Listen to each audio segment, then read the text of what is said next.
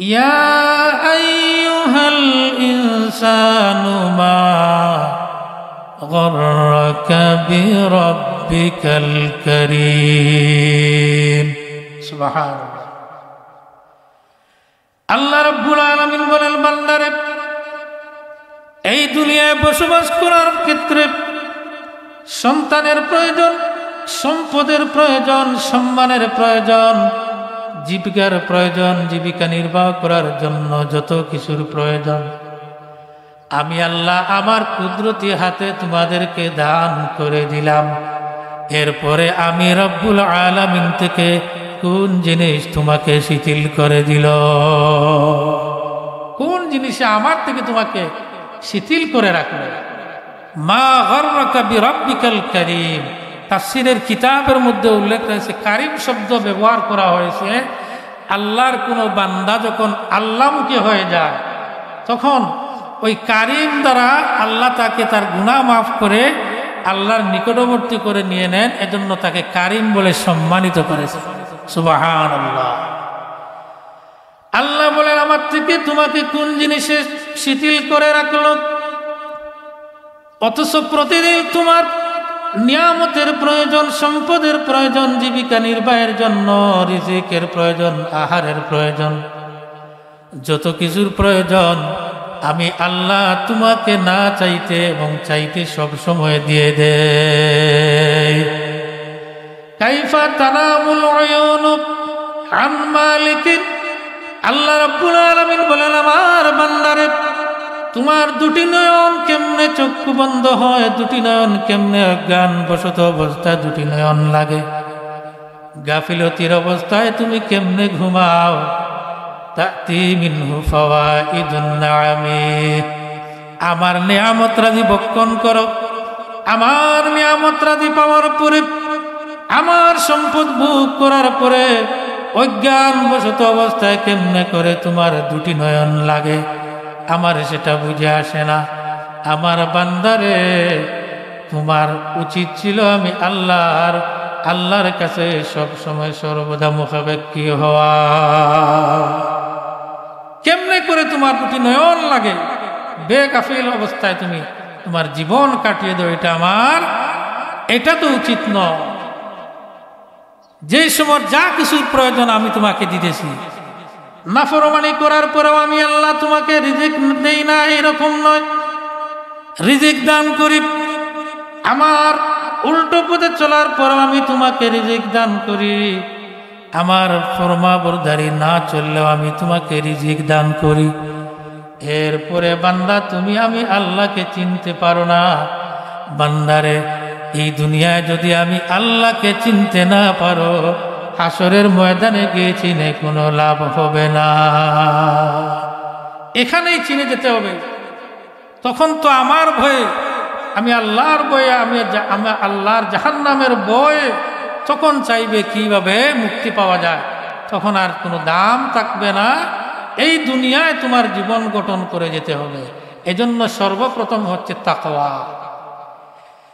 আল্লাহর ভয় যদি কোনো মানুষের অন্তরে থেকে যায়, তাকওয়া এমন এক জিনিস, আল্লাহর ভয় মানুষের ভিতরে যদি প্রবেশ করে, আল্লাহর ভয় যদি মানুষের অন্তরে থেকে যায়, ওই মানুষ কোনো আল্লাহর অনিষ্টের কোনো কারণ হতে পারে না।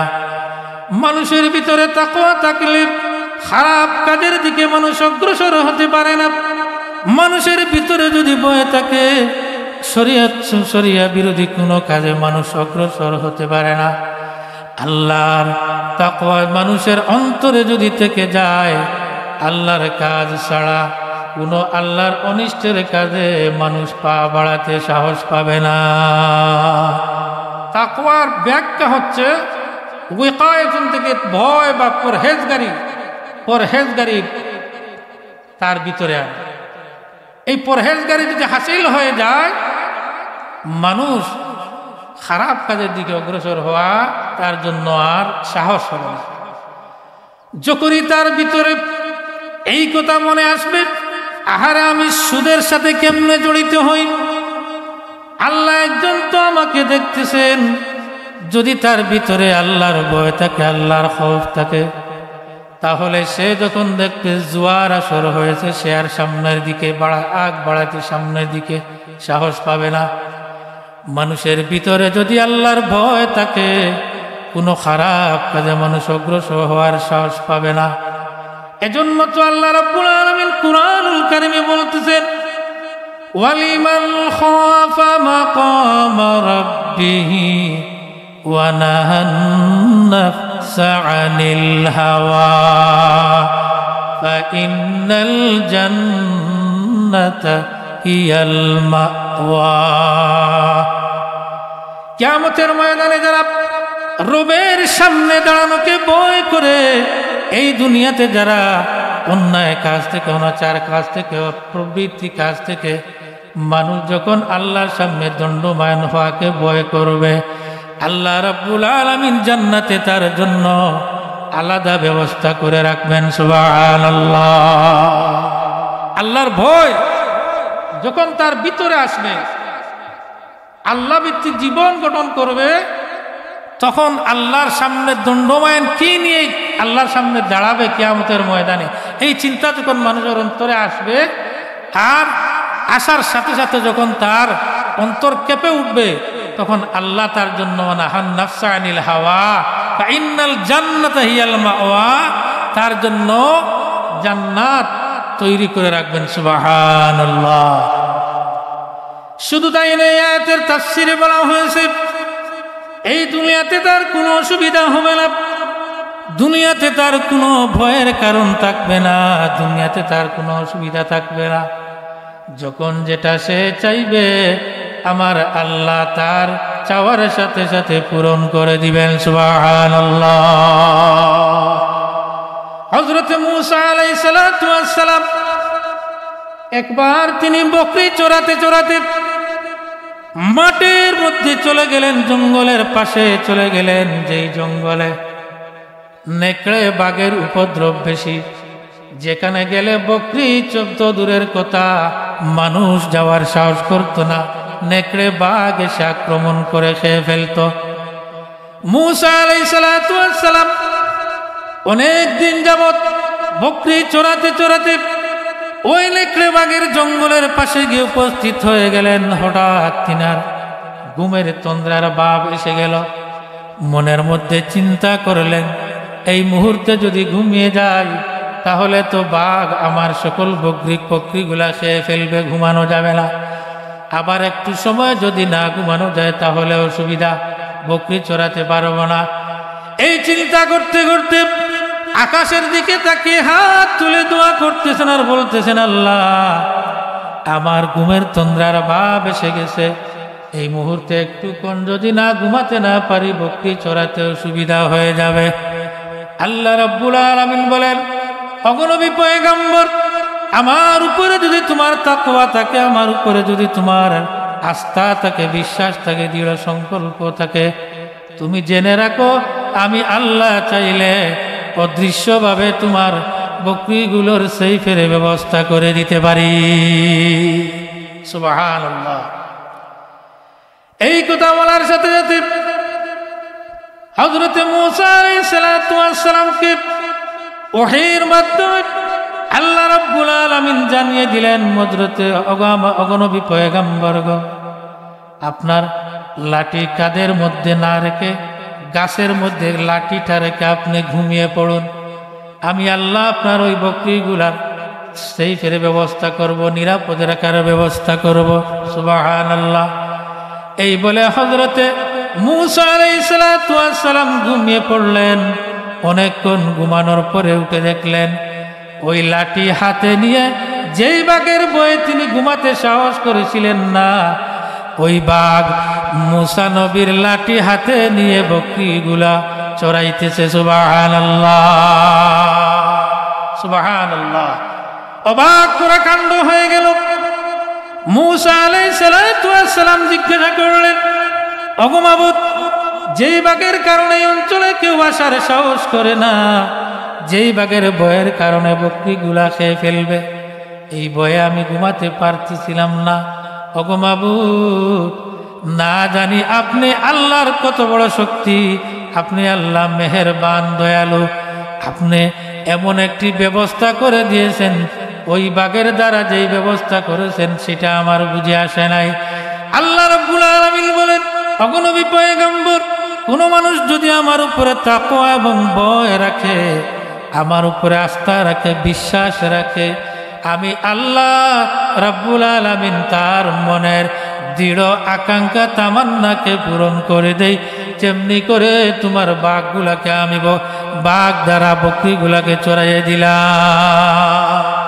সুবহানাল্লাহ, আমি আল্লাহ এটা পারি। যেই বাঘ তোমার বকরিগুলা খেয়ে ফেলার কথা ছিল, ওই বাঘ দ্বারা আমি কিন্তু তোমার বকরিগুলা চড়ানোর ব্যবস্থা করে দিয়েছি। সুবহানাল্লাহ।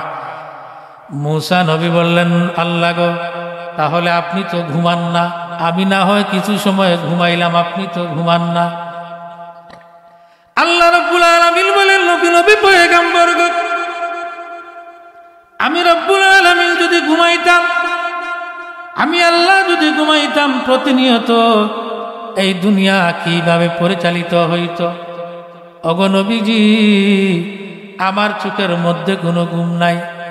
লা তাখুযুহু সিনাতুন ওয়ালা নাওম। সুবহানাল্লাহ, আমি আল্লাহর কোনো নিদ্রা নাই, আমি আল্লাহর কোনো তন্দ্রা নাই, কোনো ঘুম নাই। আমি আল্লাহকে কেউ জন্ম দেয় না, আমি আল্লাহকে কেউ সৃষ্টি করে নাই। আমি যদি মাখলুক হতাম তাহলে আমার ঘুমের প্রয়োজন ছিল। আমি তো হলাম খালিক, আমি তো হলাম মালিক, আমার কোনো ঘুম নাই, আমার কোনো ঘুম নাই। মূসা আলাইহিস সালাতু ওয়াস সালাম বললেন, ওগো আল্লাহ, আপনার তো ঘুম নাই, তাহলে বিশ্ব ব্রহ্মাণ্ড আপনি কেমনে পরিচালনা করেন?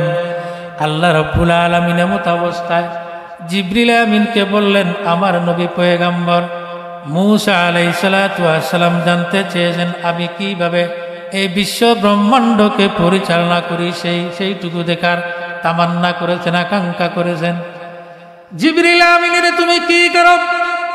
আমার নবী পয়গম্বর মূসা আলাইহিস সালাতু ওয়াস সালামকে গিয়ে তুমি আমি যে না ঘুমিয়ে বিশ্ব ব্রহ্মাণ্ড চালাই, এটার দৃশ্যটা আমার নবীর সামনে নিয়ে তুলে ধরো।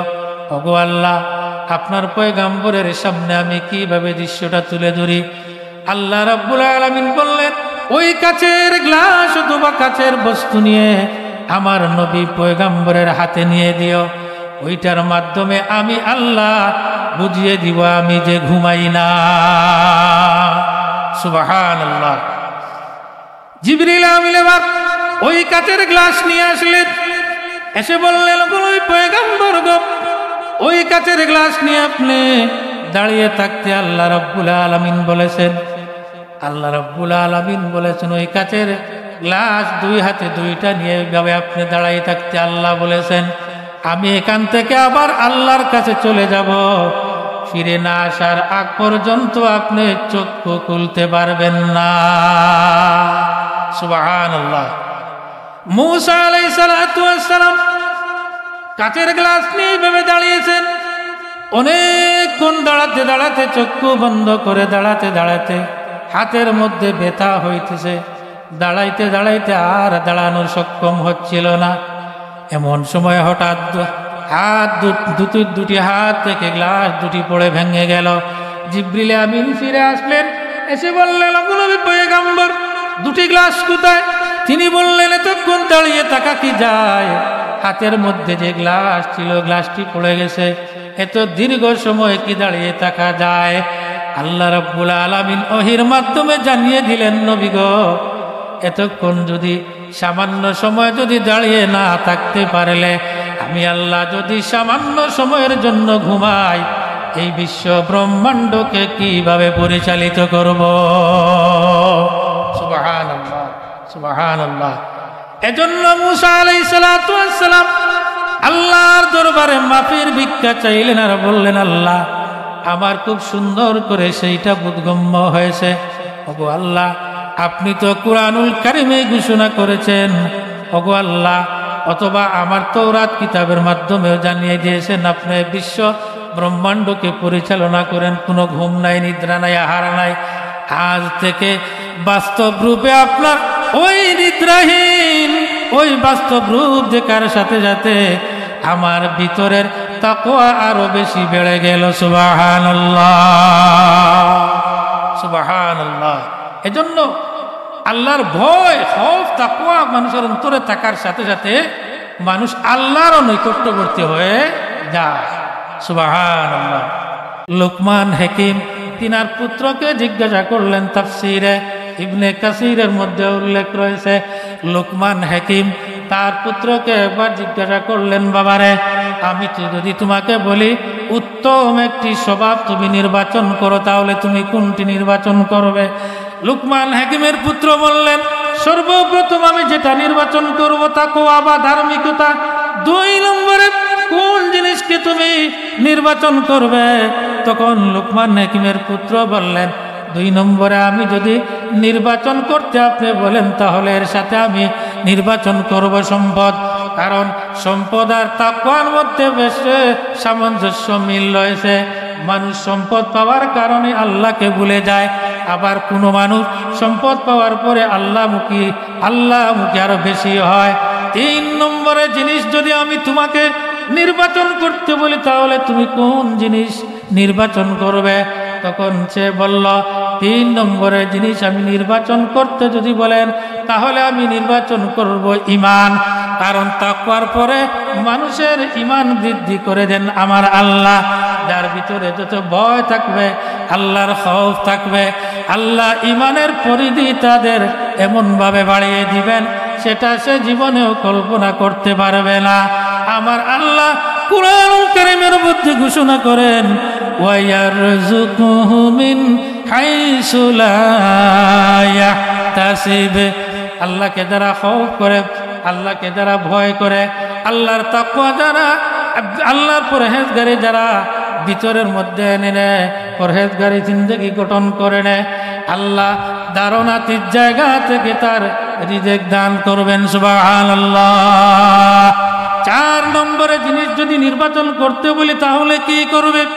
লুকমান হাকিমের পুত্র এবার বললেন, বাবা গো, 4 নম্বরে জিনিস যদি আপনি আমাকে নির্বাচন করতে বলেন সেটা হলো আমি বলবো লজ্জা, কারণ তাকওয়ার সাথে, সম্পদের সাথে এবং এগুলোর সাথে সম্পর্ক হচ্ছে লজ্জা। মানুষের মাঝে যদি লজ্জা না থাকে ওই মানুষের ভিতরে তাকওয়া থাকে না।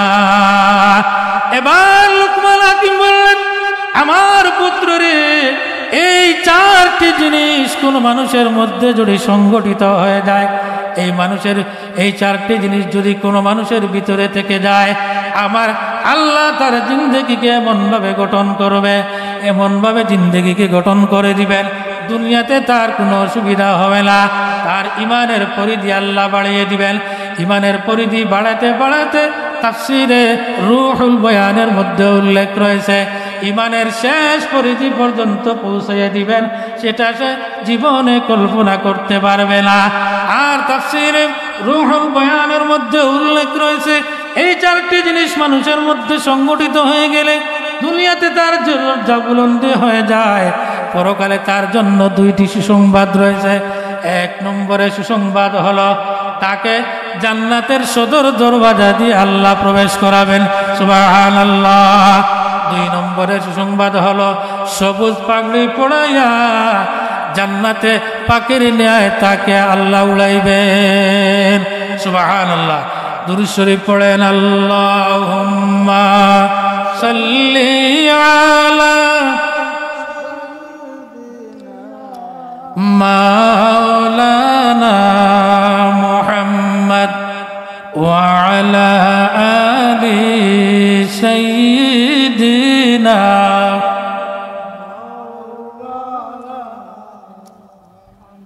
আল্লাহ তুমি কবুল করো, নসিব করো মদিনা, নূর নবীকে না দেখাইয়া কবর দেশে নিও না আল্লাহুম্মা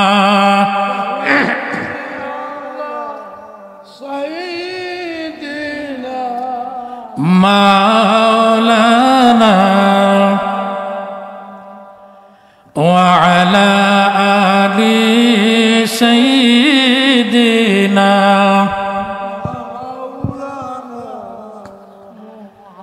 يا رسول الله يا حبيب الله يا رسول الله জুড়ে আমার মতের নিদান কালে আমার মতের নিদান কালে তাকিও নবী আমার শিয়রে অগো দেখিব আপনাকে নয়ন ভরিয়া দেখিব আপনাকে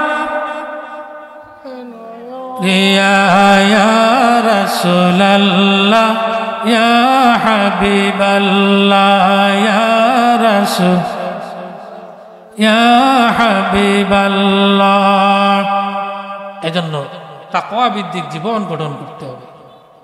লোকমান হাকিম এবার আরেকটা জিনিস জিজ্ঞাসা করলেন যে নির্বাচন করতে যদি বলি সর্বশেষ কোন জিনিস তুমি নির্বাচন করবে? তখন তিনি বললেন আমার পিতা সর্বশেষ যেটা আপনি নির্বাচন করতে আমাকে বলবেন সেটা হলো আল্লাহর একটি কালিমা রয়েছে যেই কালিমার মূল্য অনেক বেশি, সেটা হচ্ছে বিসমিল্লাহ। সেটা কি? বিসমিল্লাহ। লুকমান হাকিম বললেন বিসমিল্লাহ এই কালিমা কেন নির্বাচন করবে এটার ব্যাখ্যা আমাকে সুন্দর করে বলো।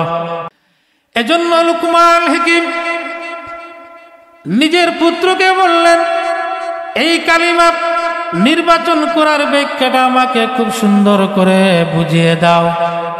লুকমান হাকিমের পুত্র এবার বললেন ওগো বাবা, আল্লাহ রাব্বুল আলামিনের এই কালিমা এমন একটি কালিমা, হযরত আদম আলাইহিস সালাতু ওয়াস সালামকে আল্লাহ রাব্বুল আলামিন যখন সর্বপ্রথম বিসমিল্লাহির রহমানির রহিম কালিমা দান করেছেন, আমাদের আদি পিতা ওই বিসমিল্লাহ পাওয়ার পরে এতই খুশি হয়ে গেছেন। আমাদের আদি পিতা তখন বলেছিলেন কিয়ামত পর্যন্ত আমার সন্তানেরা এই কালিমায় বিসমিল্লাহ পাঠ করে করে বরকত লাভ করবে। সুবহানাল্লাহ।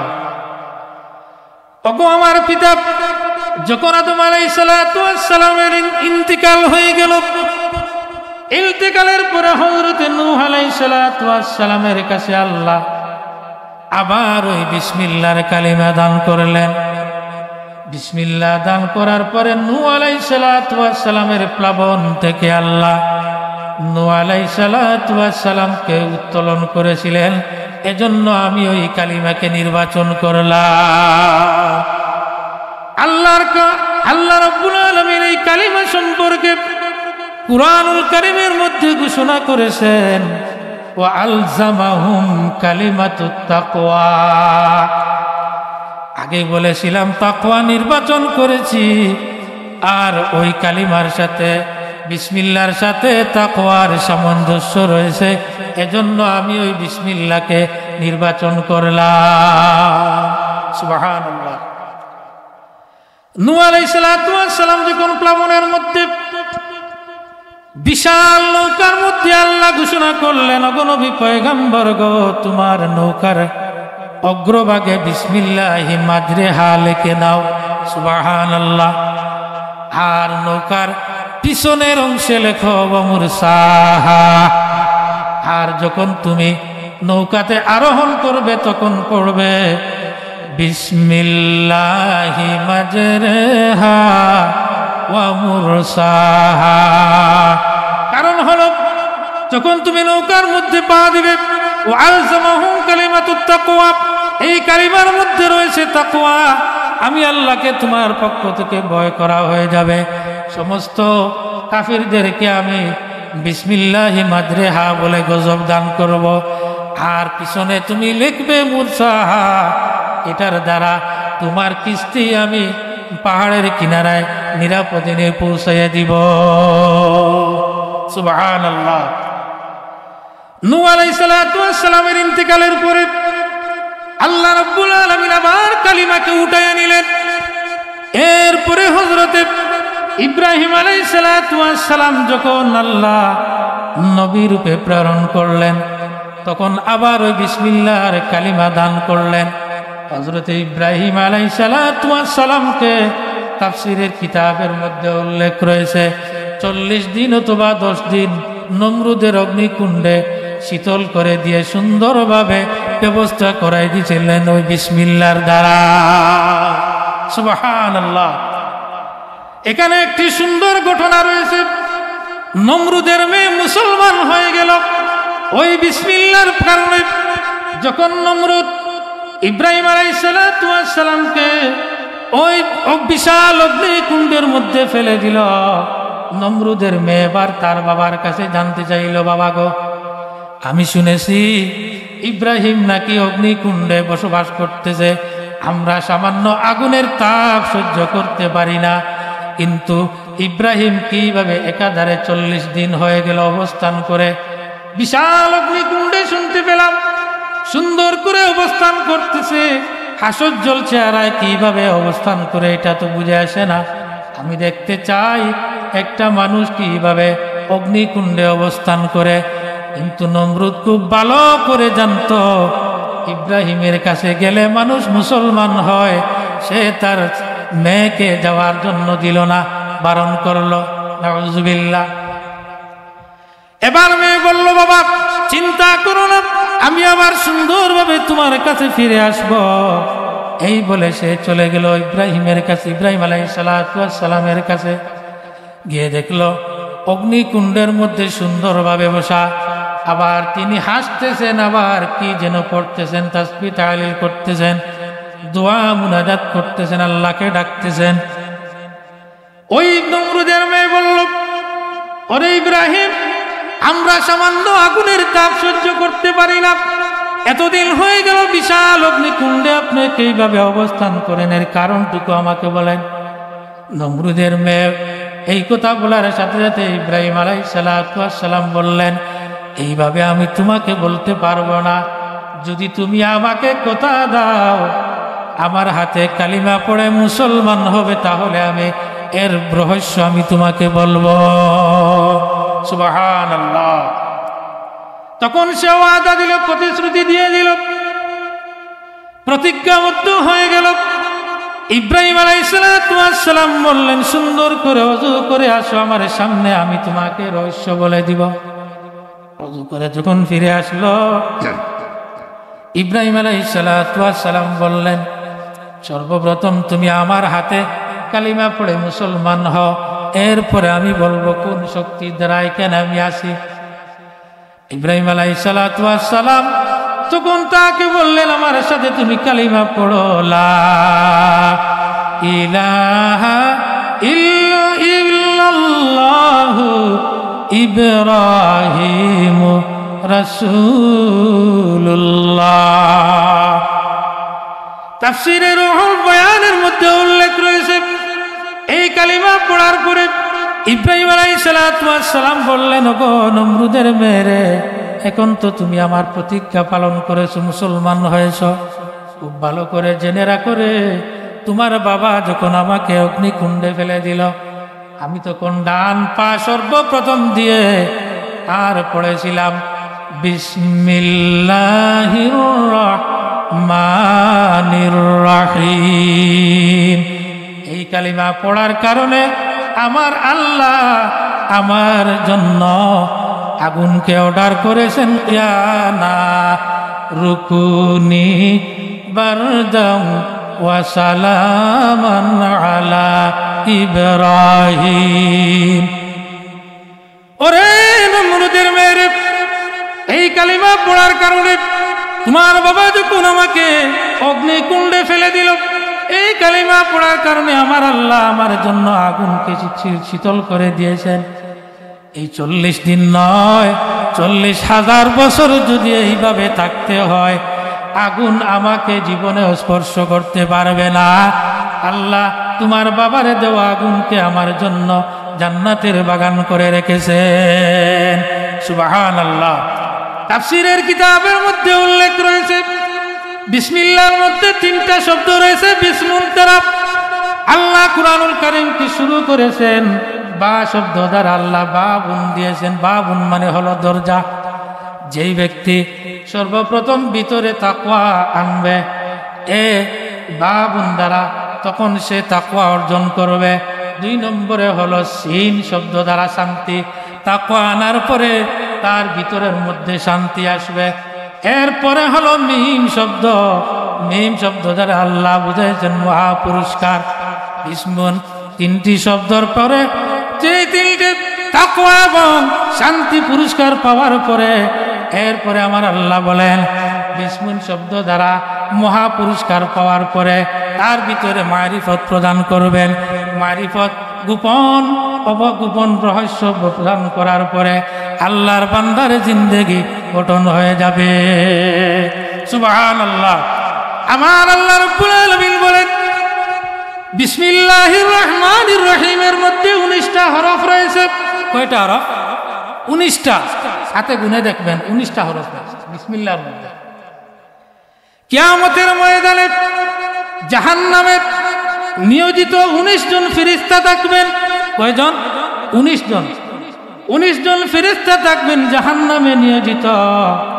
আমার আল্লাহ বলেন তাফসীরের কিতাবের মধ্যে উল্লেখ রয়েছে যেই ব্যক্তি এই দুনিয়াতে বেশি বেশি করে বিসমিল্লাহর আমল করবে কিয়ামতের ময়দানে জাহান্নামের 19 জন ফেরেশতা থেকে আল্লাহ তাকে রক্ষা করবেন।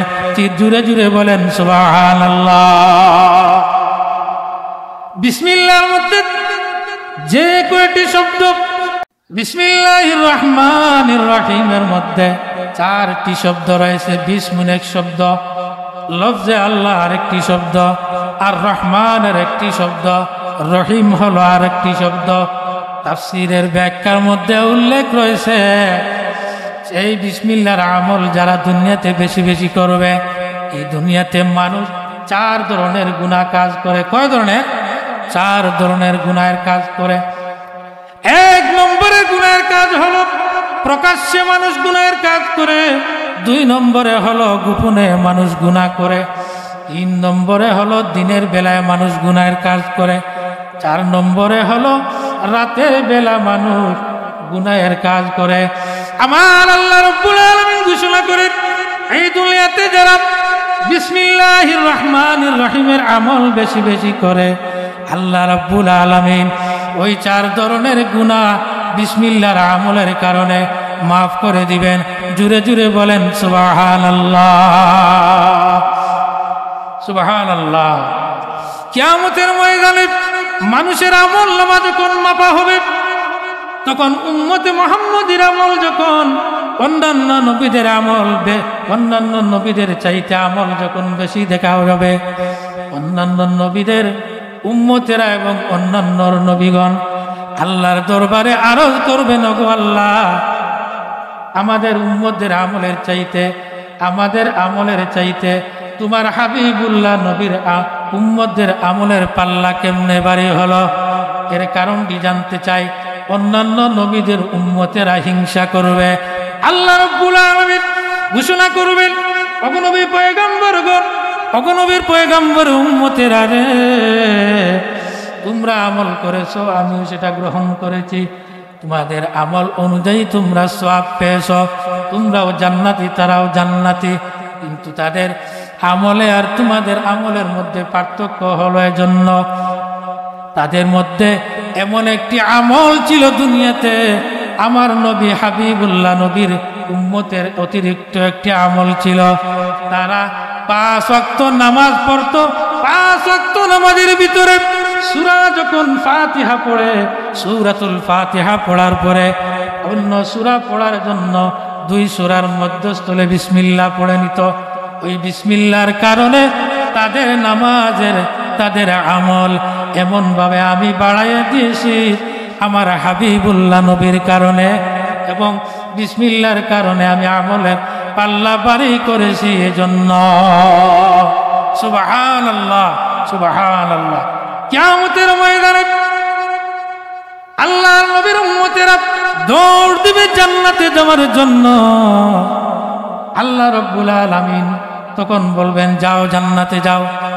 কিন্তু মারওয়ান নামক রেদওয়ান নামক ফেরেশতা জান্নাতের দরওয়ান, তিনি জান্নাতের গেট খুলে দিতে চাইবেন না। কারণ তিনি বলবেন এখনো তো বিচার কার্য শুরু হয় নাই, তোমরা দৌড় দাও কেন? তারা বলবে আমরা জান্নাতে যেতে চাই। তখন তিনি বলবেন এখনো তো বিচার শুরু হয় নাই, জান্নাতে যাওয়া যাবে না। আল্লাহ রাব্বুল আলামিনের দরবারে তারা ফরিয়াদ করবে, গো মাবুদ, আমরা জান্নাতে যেতে চাই, কিন্তু তোমার জান্নাতের দারওয়ান আমাদেরকে যেতে দিচ্ছে না। তখন আল্লাহ বলবেন আমার ফেরেশতারে, তাদেরকে তুমি জান্নাতে যেতে দাও না কেন? তখন ওই দারওয়ান বলবে এখনো তো বিচার কার্য শুরু হয় নাই, কিভাবে আমি গেট খুলে দেই? আল্লাহ রাব্বুল আলামিন বলবেন আমার ওই সমস্ত বান্দাগণের জিহ্বাটা পরীক্ষা করে নাও, জিহ্বার মধ্যে যদি কোনো আলামত, কোনো দৃশ্য দেখতে পাও, তাহলে তোমরা কি করবে? তাহলে তুমি জান্নাতের দরজা খুলে দিবে। সুবহানাল্লাহ। এই বলে যখন তাদেরকে বলবেন হা করো, তখন তাদের জিহ্বার মধ্যে সুন্দর একটি রেখা দেখা যাবে।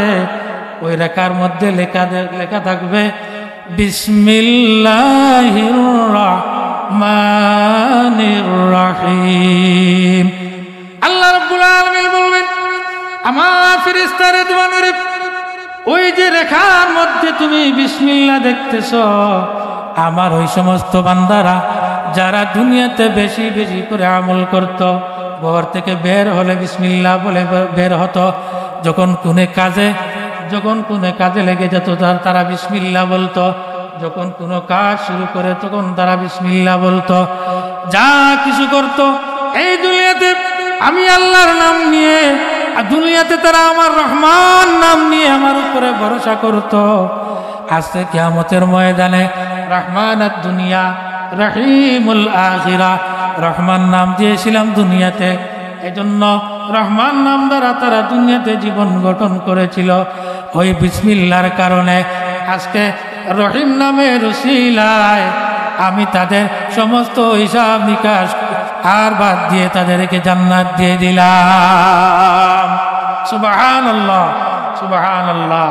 এবার শুনুন, আদম আলাইহিস সালাতু ওয়াস সালামের পুত্র হাবিল যখন কাবিলকে হত্যা করলো, হত্যা করার পরে আদম আলাইহিস সালাতু ওয়াস সালামকে দেখে জারজার হয়ে গেলেন।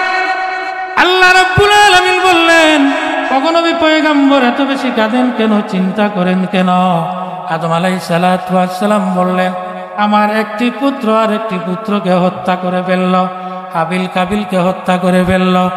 আল্লাহ রাব্বুল আলামিন বললেন তাহলে তুমি তাকে ধরে আনার জন্য আমি একজন ফেরেশতা দিতেছি, ওই ফেরেশতার দ্বারা তোমার পুত্রকে ধরে আনবে।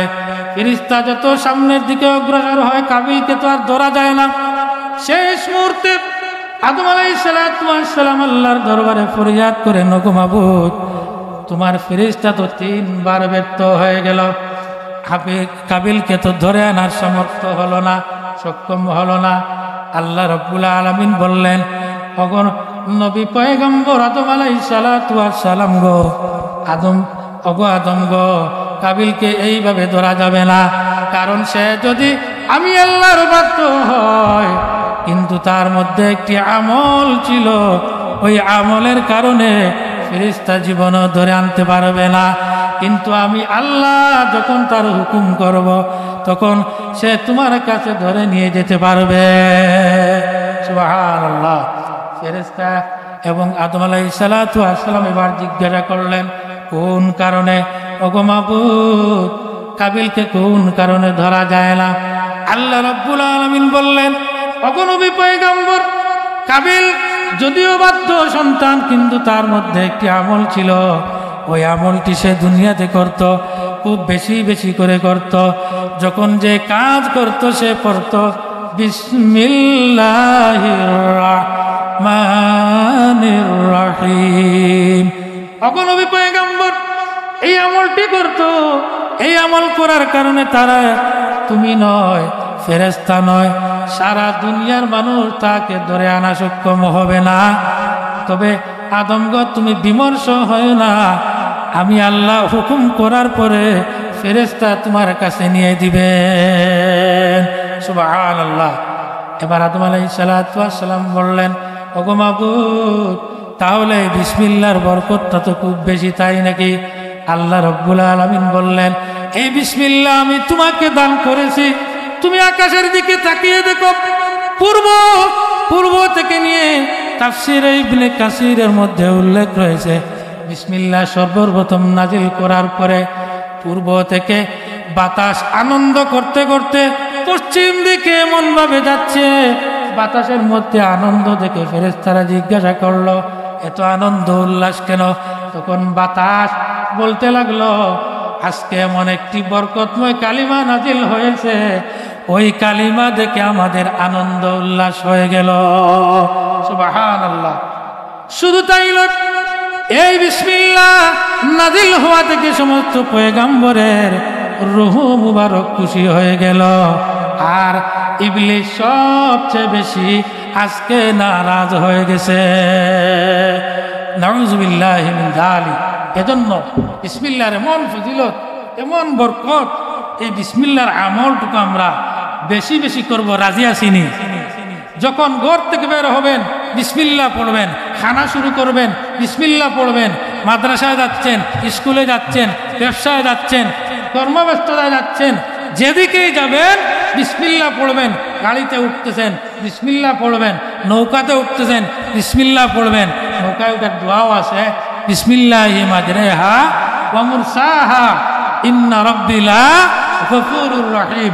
সব কাজে বিসমিল্লাহ পড়বেন। আল্লাহ এই বিসমিল্লাহর বরকতে জীবন গঠন করে দিবেন, বরকত দান করবেন। ধারণাতীত জায়গা থেকে আল্লাহ রিজিকের ব্যবস্থা করে দিবেন, জীবনে কল্পনা করে যেটা শেষ করতে পারবেন না। সংক্ষিপ্ত দোয়া করব, এরপরে আজান হবে। আল্লাহুম্মা আমিন। ربنا ظلمنا أنفسنا وإن لم تغفر لنا وترحمنا لنكونن من الخاسرين। আল্লাহ তাআলা যা কিছু বললাম, আল্লাহ সর্বপ্রথম আমাকে আমল করার তৌফিক দিও, সে অনুযায়ী আমাদের সকলকে আমল করার তৌফিক দিও। আল্লাহ তাআলা এই মাদ্রাসাকে কিয়ামত পর্যন্ত দাইমার কায়েম রাখিও। আজকের এই মাহফিলকে কবুল আর মঞ্জুর করে নিও। এই মাহফিলকে জরিয়া করে আমাদের জিন্দেগির तमाम গুনাহকে মাফ করে দিও। এই মাহফিলকে সাজাইতে তোমার যে সমস্ত বান্দারা যে যে নমুনায় সাহায্য সহযোগিতা করেছেন, তামামের সাহায্য সহযোগিতাকে কবুল আর মঞ্জুর করে নাও। এই এলাকার নতুন পুরাতন तमाम মুর্দিগানকে মাফ করে দাও। तमाम আউলিয়া কিরামদের দরজাতকে বুলন্দ করে দাও। শামসুল উলামা আল্লামা ফুলতলি সাহেব কিবলা রহমতুল্লাহি আলাইহি দরজাতকে বুলন্দ করে দাও। আমার দাদা সাহেব আল্লামা সিংহের কুড়ি সাহেব রহমতুল্লাহি আলাইহি দরজাতকে বুলন্দ করে দাও। আল্লাহ শাহজালাল মুজাদ্দিদ ইয়ামনি সহ 360 আউলিয়া দরজাতকে বুলন্দ করে দাও। আমাদের যে সময় যা কিছুর প্রয়োজন তোমার কুদরত দিয়ে পুরা করে দিও। মক্কা মদিনা না দেখাইয়া আমাদের কাউরে মরণের ডাক দিও না। ওয়াসালামুন আলাল মুরসালিন ওয়ালহামদুলিল্লাহি রাব্বিল আলামিন। আসসালামু আলাইকুম ওয়া রাহমাতুল্লাহি।